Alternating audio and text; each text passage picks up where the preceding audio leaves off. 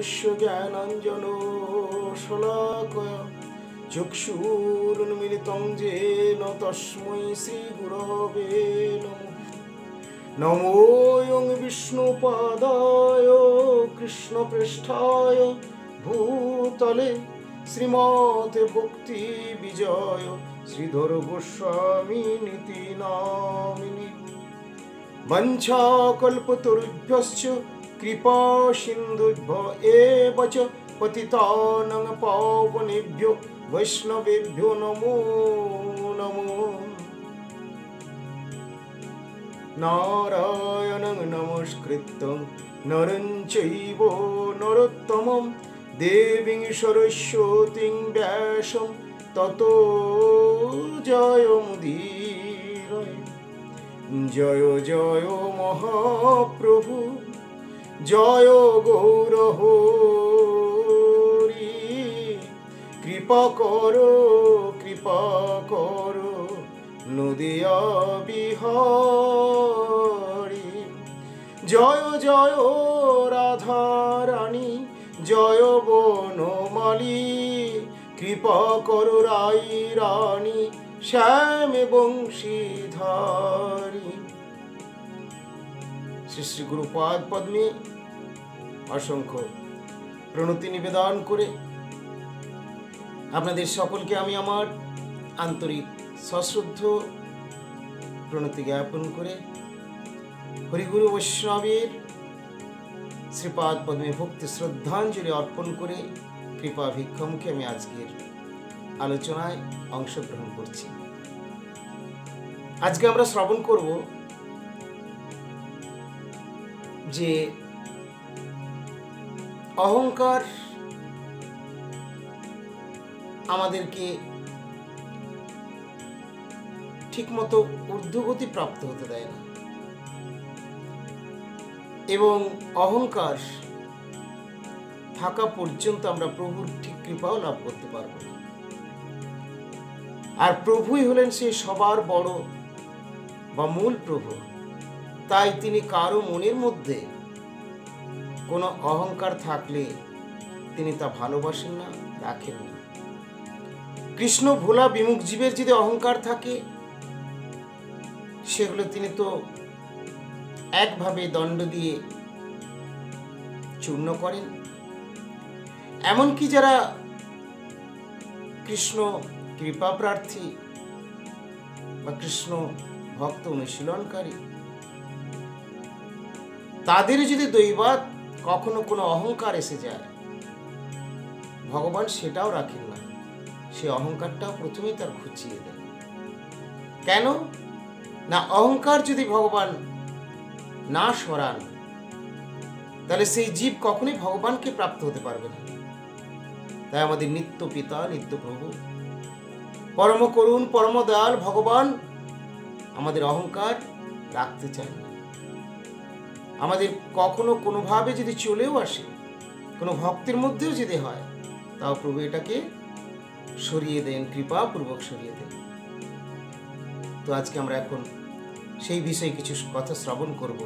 শ্রীমদ্ ভাগবতের অষ্টম স্কন্ধে সপ্তম অধ্যায়ে এই লীলা কথা বর্ণিত হয়েছে। আমি সেখান থেকে কিছুটা মাত্র কয়েক লাইন আমরা আলোচনা করব, কারণ আমাদের সময় খুব কম, সংক্ষেপ। তাই আপনাদেরও বেশি সময় দিতে আমি বলবো না, মাত্র কয়েক মিনিটের জন্য একটু ধৈর্য ধরে মনোযোগ সহকারে শ্রবণ করবেন। হরে কৃষ্ণ, রাধে রাধে। তা আজকের যে আমাদের আলোচ্য বিষয় সেটি হলো ভগবান কৃপা করছেন মৎস্যরূপে এবং সেই মৎস্যদেব যখন এসেছেন প্রথম এক রাজামশাইয়ের কাছে, যার নাম হলো রাজা সত্যব্রত, তিনি বুঝতে পারেননি, আসলে ভগবান বুঝতে দেননি। আসুন সেই প্রসঙ্গে এখন আমরা একটু আলোচনা করি। তো বলছেন শ্রীমদ্ ভাগবত অষ্টম স্কন্ধে সপ্তম অধ্যায় থেকে আমি আলোচনা করছি। বলছেন নিদ্রা ছল করি হরি কৌতুকে বিহরে, প্রভু মুখ হইতে চারি বেদ নিঃসরিল, হয়গ্রীব নামে দত্ত বেদ হরি নিল, তে কারণে ধরে হরি মৎস্য কলেবর। হয়গ্রীব দত্ত এই বেদ নিয়ে চলে গেছে, আর এই বেদকে উদ্ধার করতে হবে। তার জন্য ভগবান মৎস্যরূপ ধরে আসছেন। আমরা এখানে শ্রবণ করি কি বলছেন, তে কারণে ধরে হরি মৎস্য কলেবর, মৎস্য অবতার কথা শুনো নরেশ্বর। সত্যব্রত নামে এক আছিল নৃপতি, জলপান করিত করে মহামতি। এই হয়গ্রীব হরণ করেছে বেদ, এবং সেই দত্তের কাছ থেকে উদ্ধার করতে হবে। তাই ভগবান আবার ছদ্মবেশ মানে ভিন্ন মূর্তিতে মৎস্যরূপে আসছে, এই মৎস্যাবতার কথা। এবং এটা আবার যে ভক্তের মধ্যে দিয়ে এই কাজটি করবেন, তিনি হলেন এক রাজা মহারাজ সত্যব্রত, খুব সত্যনিষ্ঠ, তিনি সত্য প্রতিজ্ঞ। তো তিনি এক সময় যখন জলপান করিত করে মহামতি, কৃতমালা নদী জলে করিয়া মজ্জন, পুণ্য জল দিয়া রাজা পড়াই তর্পণ। রাজা সেখানে পুণ্য জল দিয়ে তর্পণ করছেন। তর্পণ করতে হলে হাতে যখন জল তোলেন স্নানে গিয়ে, তাই অঞ্জলি ভর্তি জল নিয়েছেন, দেখছেন একটা মাছ, ছোট্ট একটা মাছ। সেই কথা এখানে বলছেন যে একটি সফরী মৎস্য অঞ্জলি ভিতরে দেখিয়া অঞ্জলি রাজা তেজিল সত্তরে, ও মাছ উঠে গেছে, সফরী মৎস্য, সফরী মাছ, ছোট্ট। তো সেটাকে রাজা দেখে, আবার রাজা খুব ধার্মিক ছিলেন, খুব নরম হৃদয়ের ছিলেন, খুব সত্যনিষ্ঠ সত্য প্রতিজ্ঞ ছিলেন, তিনি আবার জলে সেটি ছেড়ে দিলেন।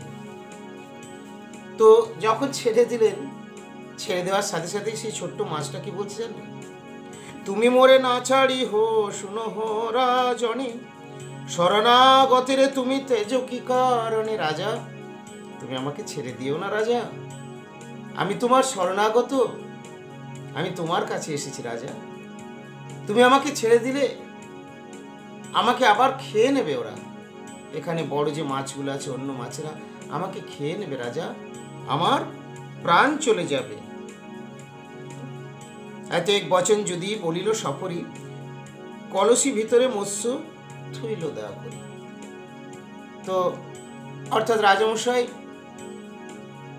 যখন এই মৎস্য এইভাবে বলতে শুরু করলেন, তখন রাজামশাই তুলে নিয়ে আসলেন, তার কাছে রাখলেন এবং চিন্তা করলেন যে ঠিক আছে, তাহলে এখানে যখন ছাড়া যাবে না, তখন অন্য কোথাও আমি ফেলে দেব, অন্য কোথাও তাকে ব্যবস্থা করব।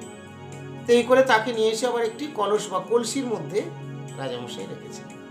কলসির মধ্যে যখন রেখেছেন, কলসি ভিতরে মৎস্য থুইল দয়া করি, কৃপায় সফরী রাজা আনিল মন্দিরে, ক্ষণেকে কলস ভরি পুরিল শরীরে। কিছুক্ষণের মধ্যেই সেই কলসির জলের মধ্যে যে রাজামশাই যেখানে রেখেছিলেন, সেই ছোট্ট মাছটি আস্তে আস্তে আস্তে তার অঙ্গ শরীরকে বাড়াতে শুরু করল এবং বিরাট হয়ে গেল। বিরাট মানে একটা কলসির ভিতরে আর কত বড় হবে, পরিপূর্ণ আকার হয়ে যাচ্ছে। বলছে রাজা, রাজা এখানে আমি থাকতে পারছি না, আমার খুব কষ্ট হচ্ছে, তুমি আমাকে ব্যবস্থা করো রাজা, তুমি আমাকে ব্যবস্থা করো। এইটুকু মাছ মুহূর্তের মধ্যেই বিরাট সাইজ, মানে কলসিতে ভরপুর প্রায়। তো এরকম রাজামশাই দেখলেন, আচ্ছা কি ব্যাপার, যাই হোক বেশ ঠিক আছে। মৎস্যকে তুলে আবার তিনি কূপের মধ্যে, কুয়োর মধ্যে ছেড়ে দিলেন। তো এইভাবে কুয়োতেও, আমি পুরোটা হয়তো গ্রন্থ ধরে বললে সময় বেশি লেগে যাবে, যার জন্য জাস্ট বলবো। তো এইভাবে কুয়োতে যখন তুলে ফেলে দিচ্ছেন, রাজামশাই তাকে ছেড়েছেন। তো সেই কুয়ো থেকেও কিছুক্ষণ পরে আবার সেই এইভাবে একটু একটু একটু একটু করে নিজেকে বিস্তার করে মাছটা কিছুক্ষণের মধ্যে বড় হতে হতে কুয়োতেও ভরে গেল, বিরাট আকার ধারণ করল। রাজা রাজা রাজা রাজামশাইকে বলছেন, আমাকে আমাকে ব্যবস্থা করো রাজা, এই কুয়ো আমার উপযুক্ত নয়।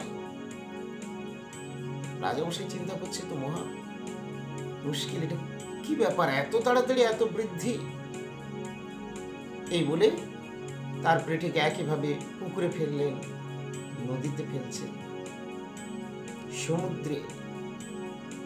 তো বরাবরই এইভাবে বড় হয়ে হয়ে যাচ্ছে। তখন রাজামশাই নিজেকে বুঝতে পেরে, নিজের কোথাও ভুল, আমি চিনতে ভুল করেছি এরকম ভেবে বুঝতে পেরে সেই মৎস্যের শরণাগত হলেন। শরণাগত না হওয়া পর্যন্ত ভগবান নিজেকে প্রকাশ করবেন না। তো রাজামশাই যখন শরণাগত হলেন, আপনি মৎস্য নন, আপনি কে? প্রভু, আমাকে ক্ষমা করুন, আমি বুঝতে পারিনি আপনি মৎস্য নন, আপনি সেই মৎস্য রূপ করে আমার প্রভু।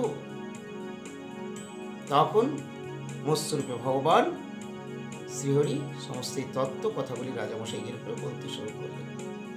তাহলে একদিকে রাজামশাইয়ের মনের মধ্যেও একটা ছিল, আমি রাজা, আমি বিরাট কিছু করতে পারি, আমার অনেক জায়গা ইত্যাদি, সেগুলো সমস্ত একটু একটু করে আগে চুর করলেন।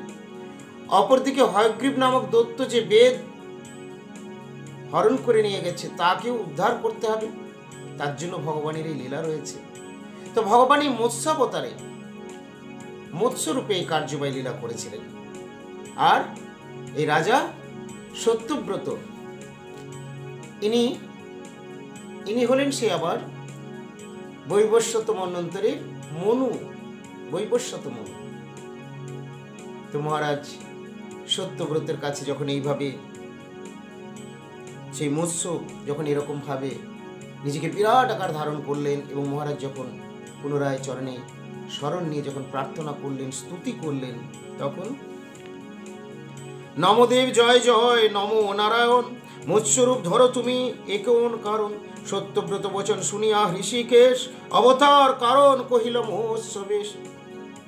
সত্যব্রত মহারাজকে এরপরে ভগবান মৎস্য বেশে বলছেন, আমি কেন এসেছি, আমার উদ্দেশ্যটা কি, এরপরে রাজা তোমাকেও বলে দিই। তো রাজার মনের মধ্যে একটা ভুল ধারণা, বা যেটা একটা ধারণা ছিল যে আমার অনেক জায়গা আমি সবাইকে দিতে পারি, করতে পারি, এর থেকে ভগবান কাটিয়ে দিলেন, না আমাকে পারবে, তো এরকম। আর অপরদিকে এরপরে বলছেন আমার কি কাজ আছে, তাই বলছেন অবতার আমি করেছি, তার কারণ আমি বলছি শোনো। সপ্তম দিবসে হইব প্রলয় সাগর, মুজিব তাহাতে ত্রিভুবন চরাচর। আজ থেকে 7 দিনের মাথায় মহাপ্রলয় হবে, এবং মুজিব তাহাতে ত্রিভুবন চরাচর, সব সেই প্রলয়ে সবাই ত্রিভুবন ভেসে যাবে। সেই সময় ভাসিয়া আসিবে নৌকা প্রলয় সলিলে, ওই প্রলয়ের জলের মধ্যে এক নৌকা ভেসে আসবে।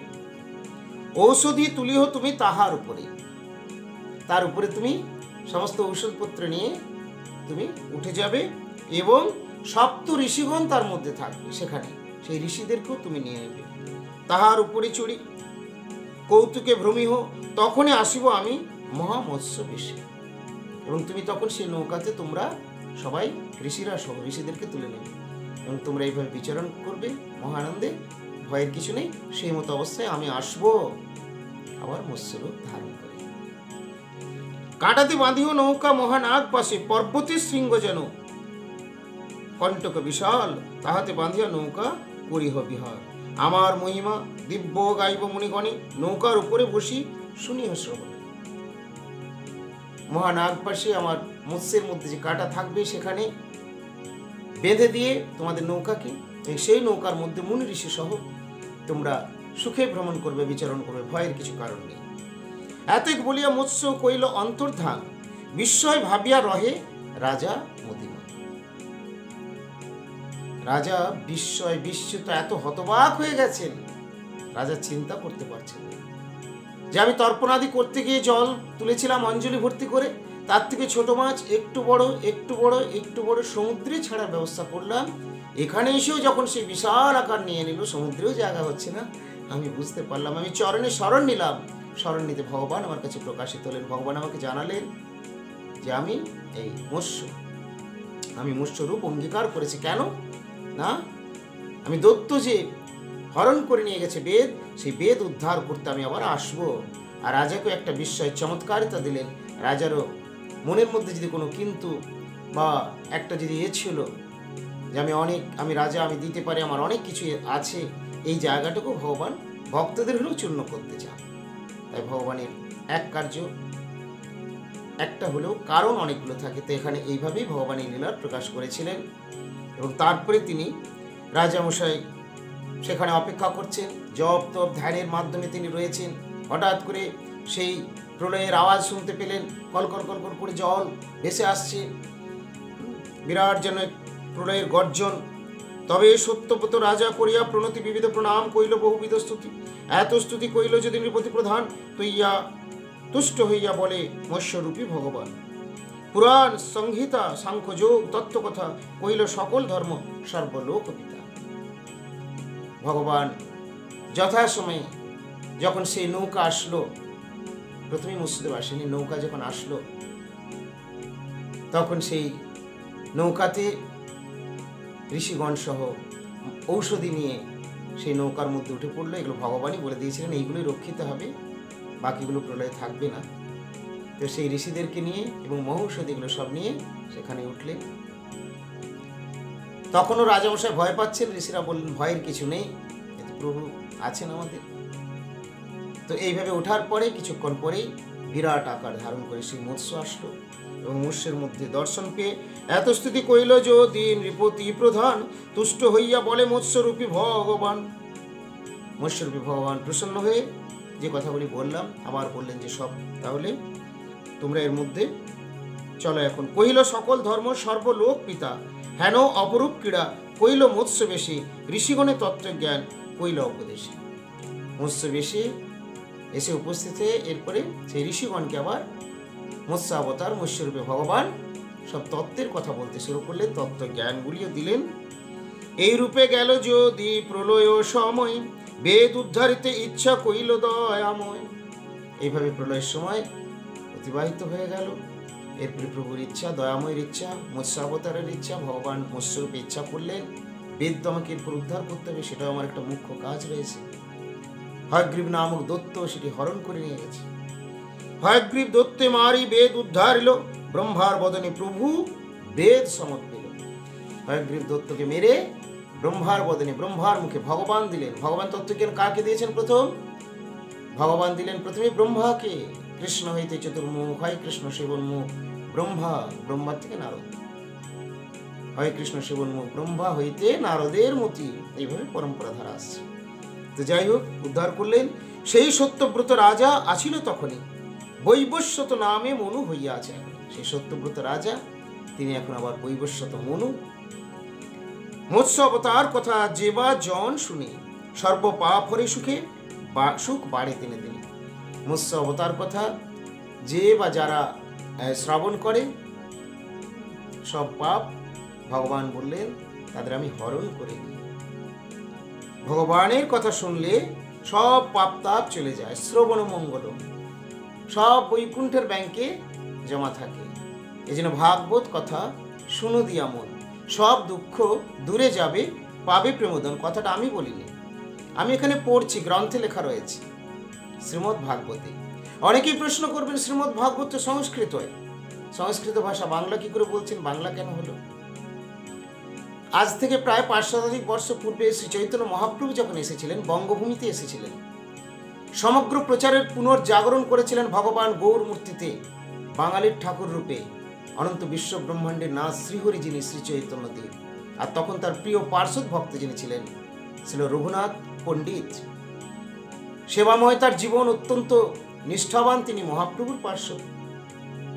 তো মহাপ্রভু তার শ্রীমুখ থেকে ভাগবত কথা শুনে খুব প্রীত হতেন।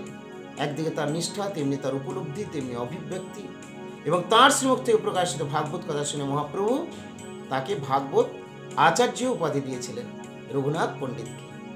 এই জন্য সেই রঘুনাথ পণ্ডিত তিনি ভগবত ইচ্ছায়, ভগবত কৃপায়, মহাপ্রভুর কৃপা প্রেরণায় শ্রীমদ্ ভাগবতকে বাংলা ভাষায় রূপদান করেছেন।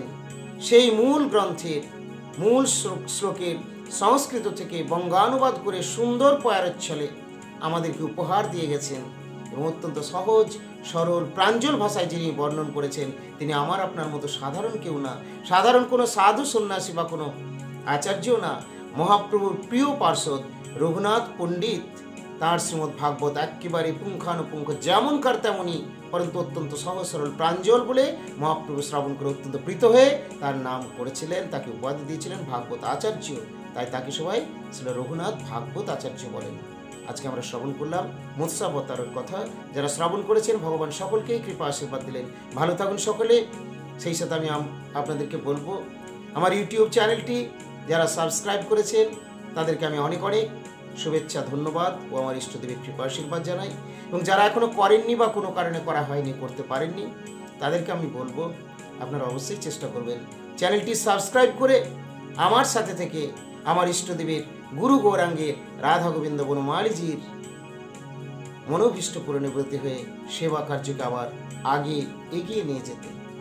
ভালো থাকুন সকলে। জয় শ্রী গুরুদেব কি জয়, ভগবান শ্রী মৎস্যাবতার কি জয়, শ্রীমদ্ ভাগবত কথা কি জয়, রঘুনাথ ভাগবত আচার্য কি জয়, সপরিকর গৌর হরি রাধা গোবিন্দ বনমালী জিও কি জয়, শ্রী হরি নাম সংকীর্তন কি জয়, নিতাই গৌর প্রেমানন্দে হরি হরি।